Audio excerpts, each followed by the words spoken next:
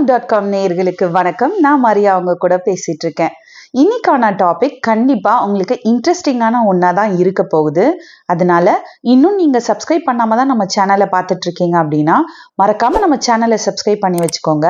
கூடவே பக்கத்துல இருக்கிற பெல் ஐக்கானையும் பிரஸ் பண்ணி வச்சுக்கோங்க. அப்பதான் நாங்க போடுற எல்லா வீடியோஸுமே உங்களுக்கு நோட்டிபிகேஷன்ல வரும். நம்மளோட யூஸ்ஃபுல்லான வீடியோஸ் எதையும் நீங்க மிஸ் பண்ணாம பார்க்க முடியும். சரி, இன்னைக்கான வீடியோ ரொம்ப இன்ட்ரெஸ்டிங்கான டாபிக்னு சொன்னீங்களே அப்படின்னு நீங்க எல்லாருமே ஆர்வமா காத்துட்டு இருக்கீங்க. இப்போ இந்த காலகட்டத்துல நம்ம நிறைய கேள்விப்படுற விஷயங்கள், கல்யாணம் அப்படின்னு வரும்போது நம்ம நிறைய கேள்விப்படுற விஷயங்கள்ல ஒரு வார்த்தையில ஒண்ணு பெர்ஃபெக்ட் மேட்ச். இன்னாருக்கு இவங்க தான் அப்படிங்கிறது பெர்ஃபெக்டான மேட்ச். எனக்கான எக்ஸ்பெக்டேஷன்ஸ் நான் ஒரு கிரைட்டீரியா வச்சிருக்கேன். அது ஆணா இருந்தாலும் பெண்ணா இருந்தாலும் வச்சிருக்கேன். அதெல்லாம் மேட்ச் ஆகுற ஒரு பர்சன் தான் எனக்கான பெர்ஃபெக்ட் மேட்ச் அப்படின்னு நம்ம மைண்டுக்குள்ள ஒரு ஃபிக்ஸ் பண்ணி வச்சிருக்கோம். அந்த எக்ஸ்பெக்டேஷன்ஸை ஒரு பர்சன் மீட் பண்ணலை அப்படின்னா, அது லவ் மேரேஜா இருந்தாலும் சரி, அரேஞ்ச் மேரேஜா இருந்தாலும் சரி, அவங்க அந்த குவாலிட்டிஸ் எதையுமே கேரி பண்ற பர்சனா இல்லை அதுல ஏதோ சில குவாலிட்டிஸ் மிஸ் ஆகுது அப்படின்னும் போது அவங்க எனக்கான மேட்ச் இல்லை, அவங்க எனக்கான பெர்ஃபெக்ட் மேட்ச் இல்லை அப்படின்னு ரொம்ப ஈஸியா நம்ம டிசைட் பண்ணிட்டு போயிடுறோம். எந்த பர்சனா இருந்தாலும், அது நானா இருந்தாலும் நீங்களா இருந்தாலும் சரி, நம்ம கிட்ட பிளஸும் இருக்கும் மைனஸும் இருக்கும். ரெண்டும் கலந்து இருக்கிறது தான் ஒரு ஹியூமன் லைஃப் அப்படிங்கிறது. ஹியூமன் லைஃப் மட்டும் இல்லை, எல்லா விஷயத்துலையுமே நம்ம அதை பார்க்க முடியும்.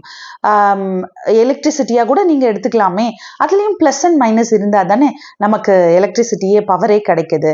அப்படின்னும் போது ஏன் நம்ம ஒரு பர்சன் கிட்ட மட்டும் பெர்ஃபெக்ஷனை மட்டுமே எதிர்பார்க்கிறோம்?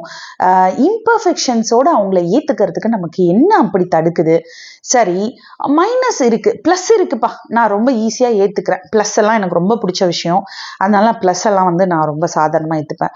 மைனஸை நான் ஏன் ஏத்துக்கணும், எப்படி ஏத்துக்கணும்? எனக்கு அந்த பர்சனை ரொம்ப பிடிக்கும், ஆனா அவங்க கிட்ட மைனஸ் எல்லாம் நிறைய இருக்கு, அதை நான் எப்படி ஏத்துக்கிறது அப்படிங்கிற தயக்கம் உங்க எல்லார்கிட்டயுமே இருக்கும். அது திருமணமானவங்களா இருந்தாலும் சரி, திருமணத்துக்காக தயாராயிட்டு இருக்கிறவங்களா இருந்தாலும் சரி, காதல்ல இருக்கிறவங்களா இருந்தாலும் சரி. ஸோ இந்த எல்லா கேள்விகளுக்கான விடைகளை தான் நான் இந்த வீடியோல உங்களுக்கு இன்ட்ரெஸ்டிங்கா சொல்லி தரப்போறேன். மறக்காம இந்த வீடியோவை லாஸ்ட் வரைக்கும் ஸ்கிப் பண்ணாம பாருங்க. திருமணமானவங்கள நிறைய பேர், என்னோட ஃப்ரெண்ட்ஸ்ல இருக்கட்டும், ரிலேட்டிவ்ஸ்ல இருக்கட்டும், நிறைய பேர் சொல்ற விஷயங்கள்ல ஹஸ்பண்ட் சொல்றது, என் ஒய்ஃப் நல்லவதான், ஆனா இதுக்கு எடுத்தாலும் கோவப்பட்டுக்கிட்டே இருப்பா, ஈஸியா டென்ஷன் ஆயிடுவா அப்படிங்கிற ஆணாவை அங்க வைக்கிறாங்க.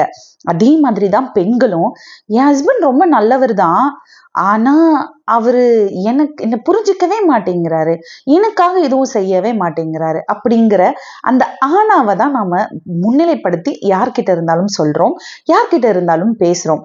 ஏன் அந்த ஆணா வருது அப்படின்னும் போது, மைனஸ்களை நம்ம அந்த பர்சன் கிட்ட நிறைய பார்க்கும்போது, அந்த மைனஸ் நம்மளை அஃபெக்ட் பண்ணும்போது, அந்த மைனஸ் தான் இந்த ஆணாவா லைஃப் லாங் நம்ம கூடவே டிராவல் பண்ணிட்டு இருக்கு. இந்த ஆணாவை அவாய்ட் பண்றதுக்கான டிப்ஸை நம்ம ரொம்ப இன்ட்ரெஸ்டிங்கா இந்த வீடியோல பார்த்துடலாம்.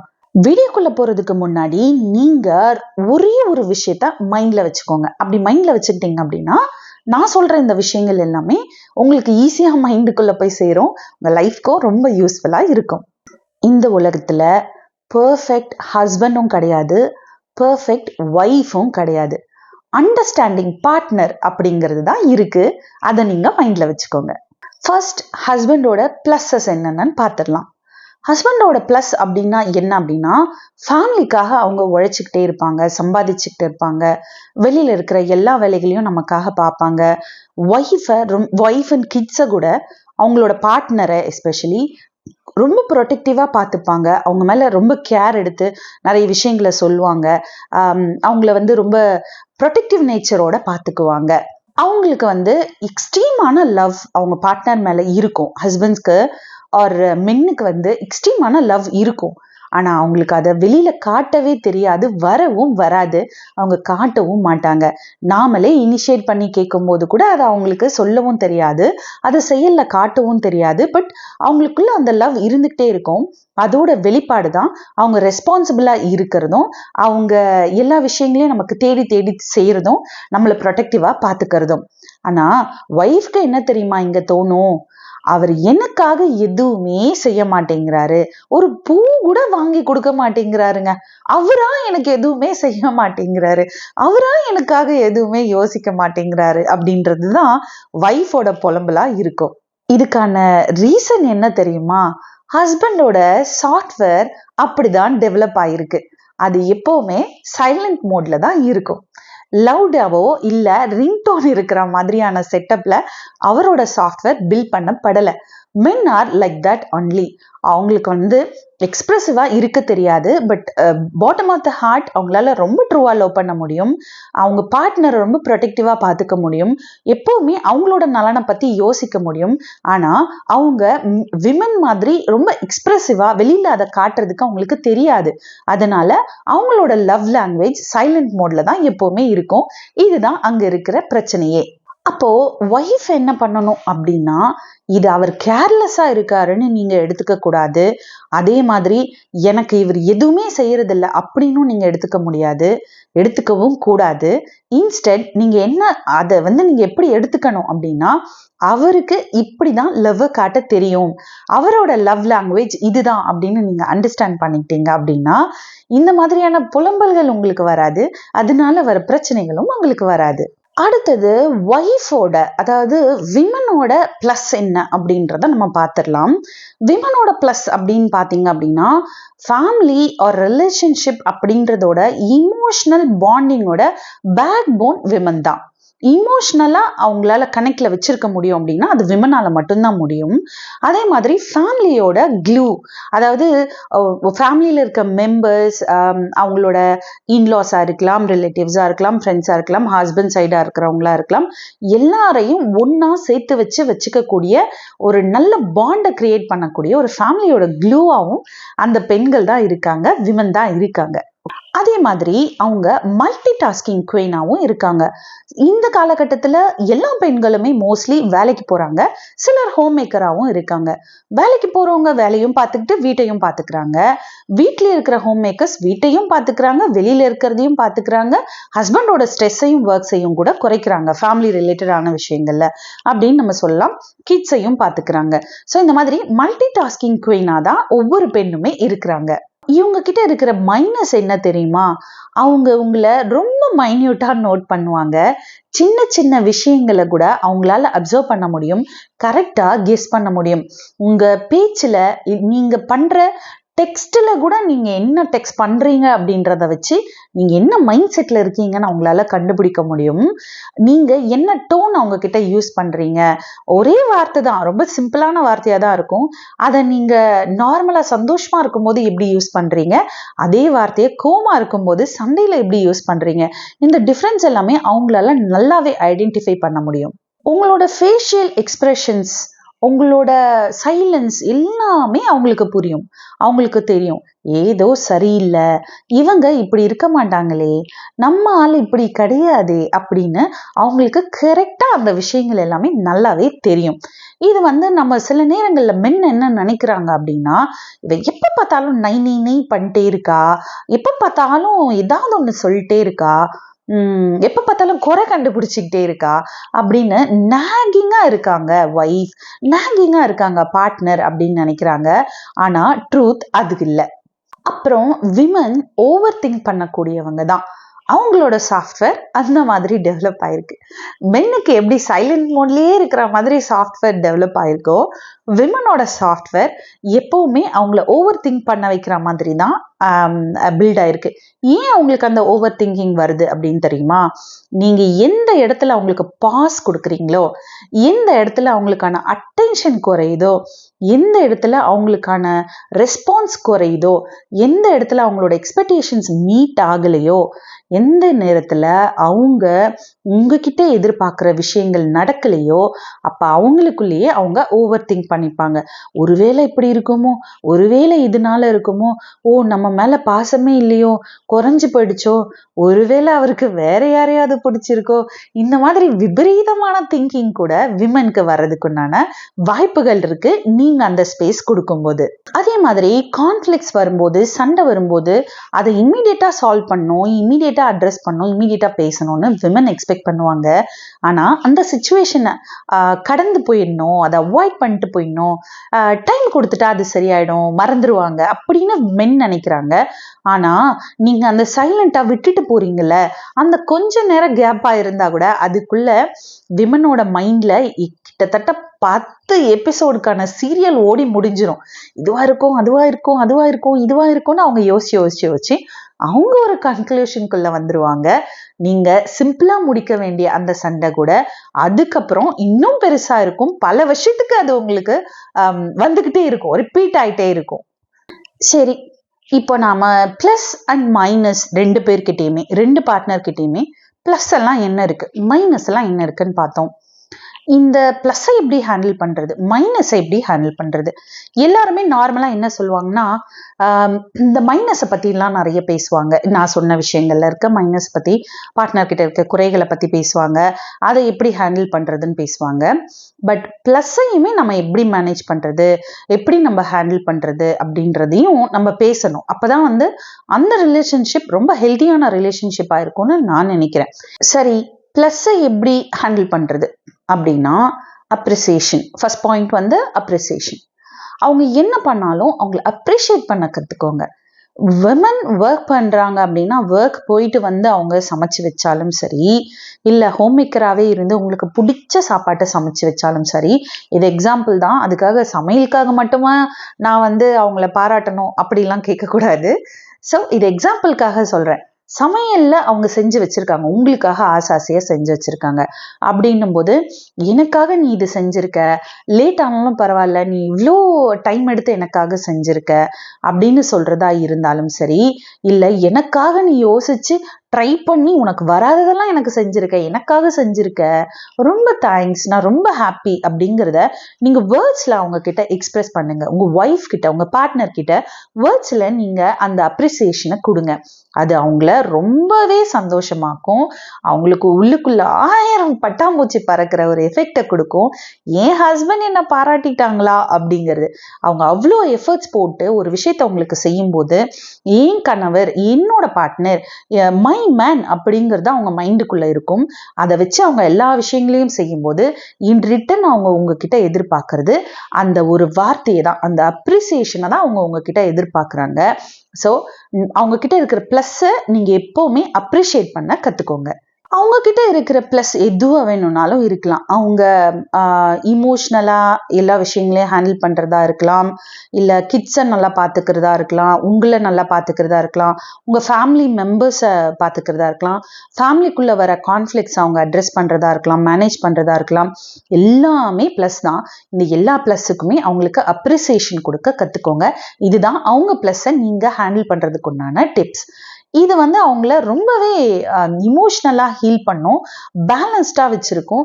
என் ஹஸ்பண்ட் என்னை மதிக்கிறாங்க, நான் பண்றதெல்லாம் அவருக்கு பிடிச்சிருக்கு அப்படின்ற ஒரு ஸ்பெஷல் ஃபீல் அவங்களுக்கு கொடுக்கும். ஹஸ்பண்ட் ஆர் ஒய்ஃப் ரெண்டு பேர்கிட்டயுமே இருக்கிற பிளஸ்ஸை நாம என்னைக்கு அட்ரஸ் பண்ண மறுக்கிறோமோ அப்ப அந்த மேரேஜ் ஸ்லோவா ட்ரை ஆக ஆரம்பிச்சிடும். தண்ணி ஊத்தாம விடுற பிளான்ட் மாதிரி கடைசியில கருகி போயிடும். அதுக்கு உயிரே இல்லாம போயிடும். அதனால உங்க பார்ட்னர் என்ன பண்ணாலும் அதை அப்ரிஷியேட் பண்ண கத்துக்கோங்க. இதேதான் ஒய்ஃப்க்கும். நான் எக்ஸாம்பிள் சொன்னது சமையலா சொல்லியிருக்கலாம், ஆனா இதேதான் ஒய்ஃப்க்கும். உங்க ஹஸ்பண்ட் என்னைக்கும் இல்லாம ஏதோ ஒரு நாள் உங்ககிட்ட நல்லபடியா பேசுறாங்க, இல்ல போன் அவாய்ட் பண்ணிட்டு உங்க கூட டைம் ஸ்பெண்ட் பண்றாங்க, இல்ல வெளியில வா போலாம் அப்படின்னு கூட்டிட்டு போறாங்க, உங்களுக்கு பிடிச்ச ஃபேவரட் ஃபுட் ஆர்டர் பண்ணி கொடுக்குறாங்க, இல்ல உங்களுக்கு பிடிச்சது சின்ன விஷயமா இருந்தாலும் உங்களுக்கு அதை வாங்கி கொடுக்குறாங்க, சர்ப்ரைஸ் கொடுக்குறாங்க அப்படின்லாம் இருக்கும்போது அதை நீங்களும் அப்ரிஷியேட் பண்ண கத்துக்கோங்க. நம்ம நார்மலா என்ன சொல்லுவோம்னா, ஐயோ என்ன திடீர்னு நீங்க இப்படியெல்லாம் திடீர்னு இதெல்லாம் வருது, என்ன விஷயம், என்ன காரியம் ஆகணும் அப்படிதான் கேட்பீங்க. அந்த மாதிரி எல்லாம் கேட்காம அதை அவாய்ட் பண்ணிக்கோங்க. எனக்காக நீங்க செஞ்சிருக்கீங்க, நான் ரொம்ப ஹாப்பி, ரொம்ப ரொம்ப தேங்க்ஸ், எனக்காக நீங்க இவ்வளவு தூரம் செஞ்சிருக்கீங்க, யாருமே எனக்கு இது வரைக்கும் செஞ்சதில்லை தெரியுமா, I feel so special and I feel நீங்க என்ன லவ் பண்றது என்னால ஃபீல் பண்ண முடியுது. அந்த மாதிரியான அப்ரிசியேஷன்ஸ் உங்க ஹஸ்பண்ட்க்கு கொடுங்க. அது அவங்களுக்கு உள்ளுக்குள்ளே, அவங்க வெளியிலேயே சொல்லலைன்னாலும் உள்ளுக்குள்ள அவங்களுக்கு ரொம்ப சந்தோஷத்தை கொடுக்கும். அவங்களுக்கு என்ன சொல்றது, என் ஒய்ஃப் என்ன பாராட்டிட்டாடா, என் ஒய்ஃபே என்ன அப்ரிஷியேட் பண்ணிட்டாடா, என் ஒய்ஃபே என்ன வந்து சூப்பர் சொல்லிட்டாடா அப்படின்னு ஒரு சந்தோஷமான ஒரு ஃபீலை அவங்களுக்கு கொடுக்கும். சரி, என்ன பண்ணணும்னு சொல்லியாச்சு, என்ன பண்ணக்கூடாது அப்படின்றதையும் நம்ம சொல்லணும்ல. அந்த என்னென்ன பண்ணக்கூடாது அப்படின்னா, உங்க பார்ட்னரை பத்தி உங்களுக்கு ஒரு ஒப்பீனியன் இருக்கு அப்படின்னா, இல்ல அவங்கள கரெக்ட் பண்ணணும்னு நீங்க நினைக்கிறீங்க அப்படின்னா, அவங்க பண்ண ஏதோ ஒண்ணு உங்களுக்கு பிடிக்கல அப்படின்னா, மைனஸ் இருக்கு, அவங்க பார்ட்னர் கிட்ட இருந்து நீங்க ஒரு மைனஸை பாக்குறீங்க அப்படின்னா, அது பப்ளிக்கான ஒரு இடத்துல, இன்க்ளூடிங் உங்க பேரண்ட்ஸாவே கூட இருக்கலாம், உங்க ஃபேமிலி மெம்பர்ஸா கூட இருக்கலாம், ஈவன் உங்க கிட்ஸா கூட இருக்கலாம், அவங்களுக்கு எதிர்க்க வச்சு அவங்கள நீங்க அந்த விஷயத்தை கம்ப்ளைண்ட் பண்றத நீங்க பண்ணவே பண்ணக்கூடாது. யாரா இருந்தாலும், ஹஸ்பண்டா இருந்தாலும் ஒய்ஃபா இருந்தாலும் இதை மட்டும் நீங்க பண்ணவே பண்ணக்கூடாது. தனிமையில உங்களுக்கான ஒரு பிரைவேட் ஸ்பேஸ், பிரைவேட் டைம்ல தான் நீங்க அவங்க கிட்ட இந்த விஷயத்த வெளிப்படையா சொல்லலாம். நல்ல விதமா நீங்க அதை அவங்களுக்கு எடுத்து சொல்லலாம். ஸோ பப்ளிக்ல நீங்க கம்ப்ளைண்ட் பண்றதை அவாய்ட் பண்ணிக்கோங்க. அப்புறம் நீ எப்பவுமே இப்படிதான், எப்ப பாரு இதுதான் பண்ற அப்படின்ற வார்த்தைய யூஸ் பண்றதையும் ஸ்டாப் பண்ணிக்கோங்க. இதுதான் 2வது விஷயம் நீங்க அவாய்ட் பண்ண வேண்டியது. அடுத்ததா கம்பேரிசன். பக்கத்து வீட்டுல பாத்தியா அவங்க எப்படி இருக்காங்க, அவங்களோட ஹஸ்பண்ட் பாத்தியா எப்படி இருக்காங்க, அவங்களோட ஒய்ஃபை பாத்தியா எப்படி இருக்காங்க, யாரு கூடயும் உங்களோட பார்ட்னரை நீங்க கம்பேர் பண்ணவே பண்ணாதீங்க. உங்களோட பார்ட்னர் யூனிக்கான பர்சன் அப்படிங்கிறது உங்களுக்கு கண்டிப்பா தெரியணும். யாருக்கு தெரியுதோ தெரியலையோ உங்களுக்கு கண்டிப்பா தெரிஞ்சிருக்கணும். யாரையுமே ஒய்ஃபா இருந்தாலும் ஹஸ்பண்டா இருந்தாலும் யாருமே, அது உங்க ஃபேமிலி மெம்பர்ஸ் கூட நீங்க கம்பேர் பண்றதா இருந்தாலும் சரி, கம்பேரிசன் வச்சுக்காதீங்க.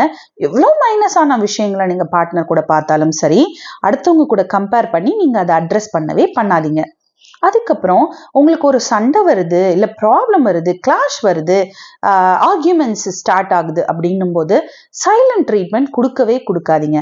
சைலண்ட் ட்ரீட்மெண்ட் நீங்க கொடுக்க என்ன ஆகும்னா, அதர் பர்சனுக்கு அடுத்தவங்களுக்கு, அதாவது நான் ஒரு விஷயம் சைலண்ட் ட்ரீட்மெண்ட், ஒரு விஷயம் எனக்கு பிடிக்கல அதனால நான் சைலண்டா இருந்துக்கிறேன்ப்பா, நான் அந்த சிச்சுவேஷன் அவாய்ட் பண்றேன் அதனால நான் சைலண்டாவே இருக்கேன், பேசவே போறதில்லை, அந்த மாதிரியான சைலண்ட் ட்ரீட்மெண்ட் கொடுக்கும்போது 1000 யோசனைகள் அந்த பர்சனோட மனசுல வர ஆரம்பிச்சிடும்.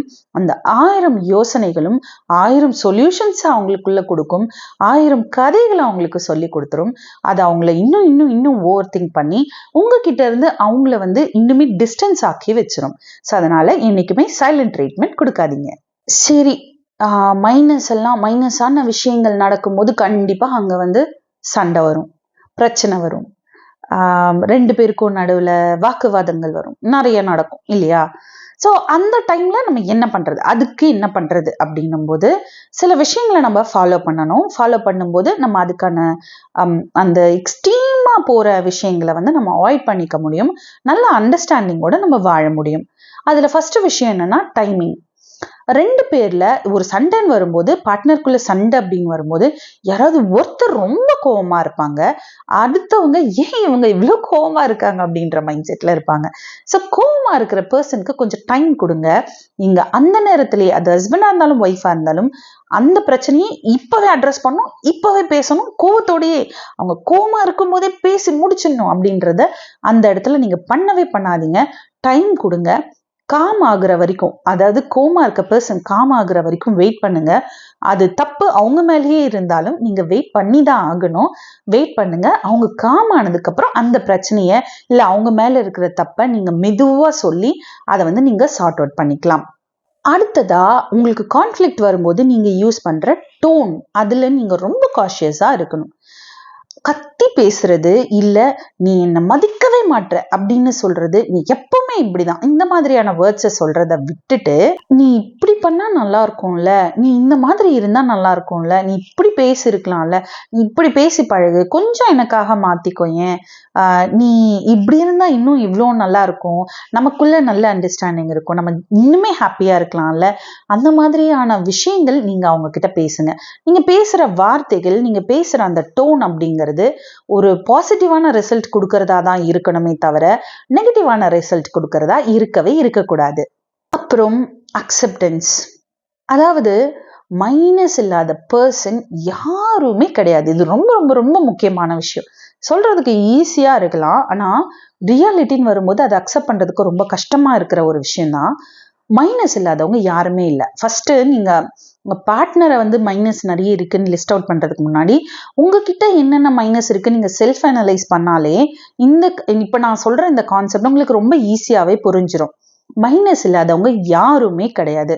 ஸோ அப்போ நம்ம பார்ட்னர் கிட்ட மைனஸ் இருக்கு அப்படின்னா அதை ஹைலைட் பண்ணி காட்டியோ இல்லை அதை வச்சு அவங்கள வந்து அபியூஸ் பண்றதோ இல்லை அவங்கள திட்டுறதோ இல்லை அவங்கள அதை வச்சு ஜட்ஜ் பண்றதோ இது எல்லாத்தையுமே விட்டுட்டு அந்த மைனஸோட நம்ம பார்ட்னரை நாம அக்செப்ட் பண்ணிக்க பழகிக்கணும்.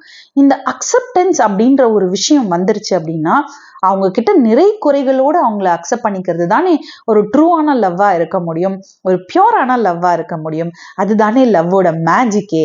ஸோ அதனால அவங்க கிட்ட இருக்கிற மைனஸை நீங்க பெருசாக்காம உங்க பிளஸ் எப்படி நீங்க அக்செப்ட் பண்ணிக்கிறீங்களோ, அவங்க ரொம்ப நைஸான பர்சன், ரொம்ப அழகா சமைப்பாங்க, ரொம்ப சூப்பரா சமைப்பாங்க, அழகா ட்ரெஸ் பண்ணுவாங்க, அழகா நம்மள சர்ப்ரைஸ் பண்ணுவாங்க, இது மாதிரி பிளஸ் எல்லாம் ரொம்ப ஹாப்பியா ஏத்துக்கிறோம்ல, அந்த மாதிரி மைனஸையும் ரொம்ப நல்ல மனசோட நம்ம ஏத்துக்க பழகும் போது உங்க லைஃப் பார்ட்னர் கூட இருக்கிற உங்க அந்த பாண்டிங், அந்த லவ் அப்படிங்கிறது ரொம்ப ஸ்ட்ராங்கா இருக்கும். என்னைக்குமே யாராலையுமே பிரேக் பண்ணிடவே முடியாது. சக்சஸ்ஃபுல் மேரேஜ்க்கு 3 கோல்டன் ரூல்ஸ் சொல்றேன், 3 விஷயங்களை சொல்றேன், மறக்காம நோட் பண்ணி வச்சுக்கோங்க. பிளஸ்ஸை செலிப்ரேட் பண்ணுங்க, மைனஸை டாலரேட் பண்ணுங்க, லவ்வை செலிப்ரேட் பண்ணுங்க. இதுதான் அந்த 3 டிப்ஸ். உங்க பார்ட்னர் மேல உங்களுக்கு அதீதமான லவ் இருக்கும்போது, அவங்கள நீங்க ரொம்ப ரொம்ப லவ் பண்ணும்போது அவங்கள கரெக்ட் பண்ணணும்னு நினைக்காதீங்க, அவங்க கூட கனெக்ட் ஆகணும்னு நினைங்க. ரெண்டுத்துக்கும் நிறைய டிஃப்ரென்ஸ் இருக்கு. எனக்கு ஏத்த மாதிரி அவங்கள நான் மாத்தணும், எனக்கு ஏத்த மாதிரி விஷயங்களை சொல்லி கொடுத்து இல்லை அவங்க மாறி வரணும் அப்படின்னு நினைக்கிறது கரெக்ட் பண்றது. அவங்க எப்படி இருக்காங்களோ அப்படியே நான் அக்செப்ட் பண்ணிக்கிறேன், எனக்கான விஷயங்களையும் என்னையும் அவங்க அப்படியே அக்செப்ட் பண்ணிப்பாங்க, நாங்க 2 பேருமே நல்ல பாண்ட்ல இருப்போங்கிறது கனெக்ட். ஸோ நல்ல லைஃப் அமையணும், நல்ல லவ் லைஃப், நல்ல ஒரு பார்ட்னர்ஷிப் அமையணும் மேரேஜ் லைஃப்ல அப்படின்னா இந்த கனெக்ட் தான் ரொம்ப முக்கியமே தவிர கரெக்ஷன் கிடையாது. ஃபைனலா நான் சொல்ற விஷயம் என்ன அப்படின்னா, கல்யாணம் அப்படிங்கிறது வார் கிடையாது, பேட்டில் ஃபீல்டு கிடையாது, அது கேம் கண்ட்ரோல் பண்ற ஒரு கேமும் கிடையாது. It's a partnership. ஹஸ்பண்டோட மைனஸை வச்சு ஃபைட் பண்ணாம இருங்க, ஒய்ஃபோட மைனஸை வச்சு வரி பண்ணாம இருங்க, அவ்வளவுதான். இந்த விஷயங்களை நீங்க ஃபாலோ பண்ணீங்க அப்படின்னாலே உங்களோட லவ் லைஃப், உங்களோட மேரேஜ் லைஃப் நீங்க லாஸ்டா கடைசி வரைக்கும் நீங்க ஹாப்பியா கொண்டு போறதுக்கும் பீஸ்ஃபுல்லா கொண்டு போறதுக்கும் ரொம்ப ரொம்ப ரொம்ப ஹெல்ப்ஃபுல்லா இருக்கும். இந்த வீடியோ உங்களுக்கு நிஜமாவே ரொம்ப யூஸ்ஃபுல்லா இருந்திருக்கும்னு நான் நம்புறேன். அடுத்த வீடியோல உங்களை சந்திக்கிறேன். நன்றி.